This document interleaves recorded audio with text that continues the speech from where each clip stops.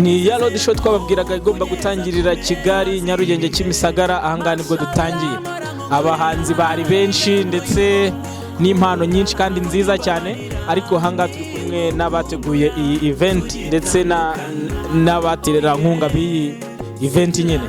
Ahangaha twatangira abatwibwira, noneho tukaza kubabaza ibibazo bijyanye n'iyi tour, ubundi noneho tukamenya n'izindi show zigiye gukurikiraho nyuma y'iyi ngiyi. Reka duhera ahangaha.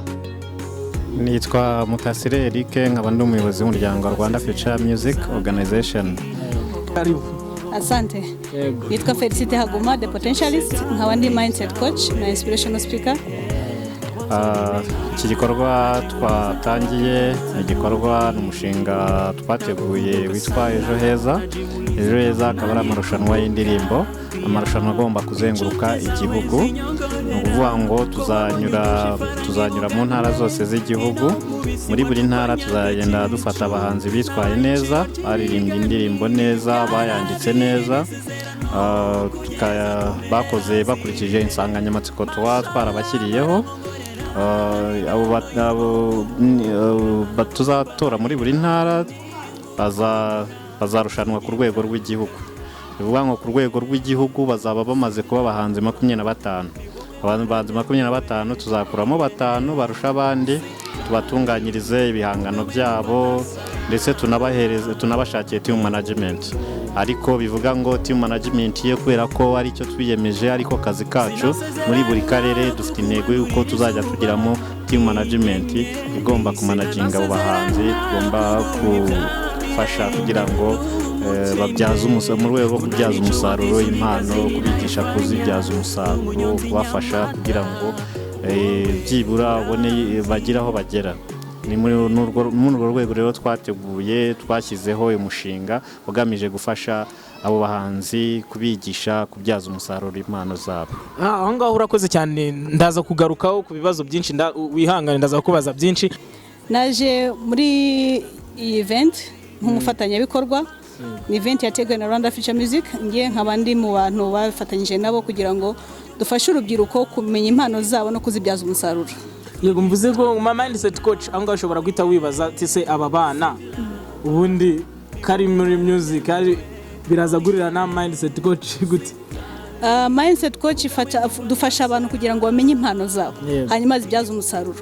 Hari imyumvire itandukanye yuko abaririmbyi ntacyo bigezaho, ariko turagira ngo twereke abantu ko impano ufite, Imana yaguhaye ishobora kwibyaza umusaruro. Iyo ni guhindura imitekerereze y'abantu. Niyo mpamvu rero twafatanyije na Rwanda Future Music kugira ngo abazaba baratoranijwe tuzabashe kubaha amahugurwa atandukanye mu mitekerereze, babashe kwihangira imirimo, bateze igihugu imbere. Ese none se ubu ngubu nyuma nk'aba ngaba wenda mubashije gufata bagira muri 5, hari izindi the potentialist, hari izindi training baraza kubona kugira ngo nyine bakomeze za tala zabo bazibyaza umusaruro? Ku bufatanye na Rwanda Future Music turateganya gahunda yo kuba traininga, ni mentorship program, kugira ngo tubafashe mu by'imitekerereze, mu kwihugura no kubarusha kwimenya neza kugira ngo ya mpano yabo ibyaza umusaruro ugaragara. Ese iyo yimenye nyuma yaho nyine akamaze kwimenya, akamenya ko ashoboye kuririmba, akamenya ko umuziki ari afite n'impano, ariko financial support bigenda gute? Buri gihe mbabwira ko ikibazo atari amafaranga. No, ikibazo ni ikibazo ntikijye kiba amafaranga, ahubwo wowe ushoboye iki kugira ngo bashe kwerekeza impano yo mu murongo wa nyawo. None hari abantu benshi bavuga ngo babuze amafaranga, ariko wabazi icyo bashoboye ugasanga ntacyo bashoboye. Numara kumenya icyo ushoboye uzazumbaze. None se ikibazo ashobora kubura amafaranga, bibaho? Amafaranga yaburiye hehese. None se production, video, audio, promotion, icyo bakeneye ni strategy yo kugira ngo agere kuri icyo kintu. Cyangwa mwamwereka n'uburyo yabona kugira ngo ashyire muri strategy niyo dukeneye, abantu bakeneye kugira ngo bagere ku cyo bashaka. Ngaho nk'ibanga bakoresha n'abandi batari hano, abamaze gutoranywa nibahura n'abandi nyuma tugeze finale, nibwo tuzabaha ibanga riki. bivuze ngo muri nka the potentialist muri Ejo Heza project ya Rwanda Future Music, mwebwe muzafasha babahanzi bafashwe nyine n'iyo organization kugira ngo babyaze impano zabo umusaruro. Yego. Umusaruro gute? Mu mafaranga umusaruro uza mu buryo butandukanye. Buriya ikintu cya mbere ni ukubaho ukora icyo wishimiye. Uwo ni umusaruro wa mbere. Kuko no gukora icyo utishimiye nta musaruro ubona. Mu gihe wakoze icyo wishimiye umusaruro uraboneka. Kuko mu gihe uzaza kumbwira ngo nzi kuririmba ukaririmba ibintu bitakurimo n'umusaruro ntuzaboneka. Ariko mu gihe cyose amenye icyo ushaka ukakitanga n'umutima mwiza n'abandi bapresi icyo ufite, aho ngaho n'umusaruro ubonekera rero.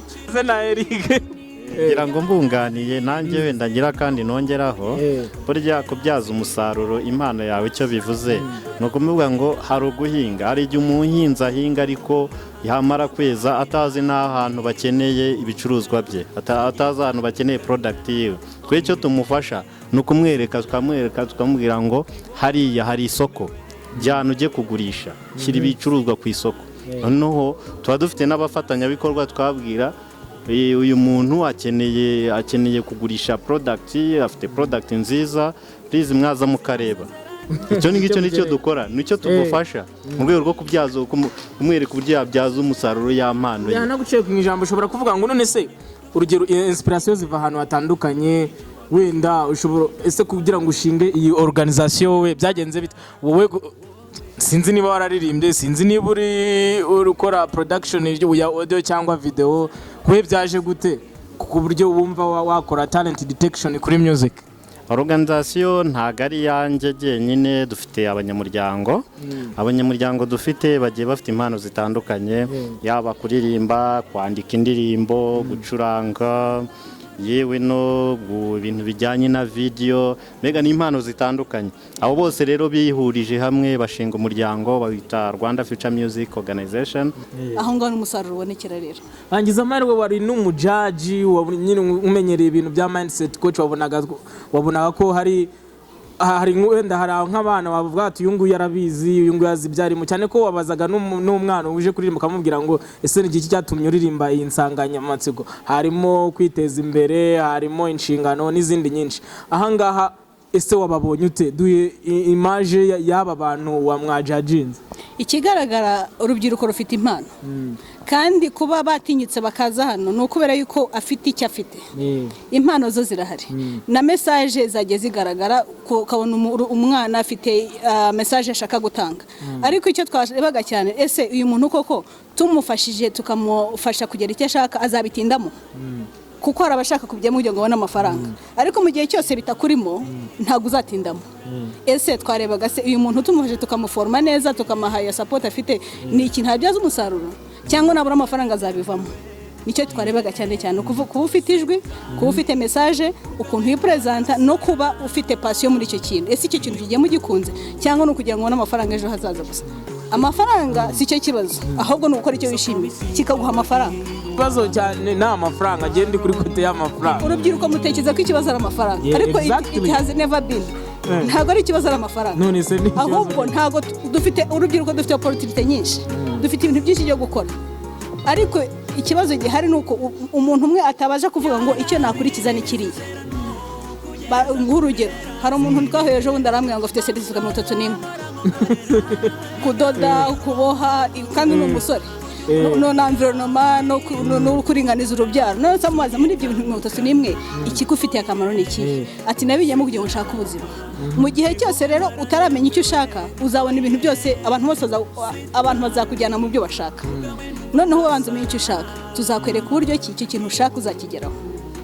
Anga urakoze, ariko ikibazo ngiye navuga ko impamvu ari amafaranga. Urabona hari abantu baje bazi gucuranga ibikoresho bya muziki, ukazanga afite gitari, ya compoje indirimbo ni nziza, melody, ariko akaba yaje hano bigaragara ngo we azi icyo ashaka, ariko ikibazo ni amafaranga. Uwo muntu bite? Urabona umuntu wafashe umwanya wo kwiga gitari, akompoza indirimbo na melody, akajya akayigorora, urumva ko cyaza atari amafaranga? Urabona Imana yaremye univers ifite ibintu byose bishoboka, abundance.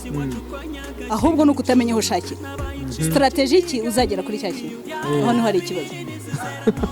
Kugeza kumera zibihe, mashallah.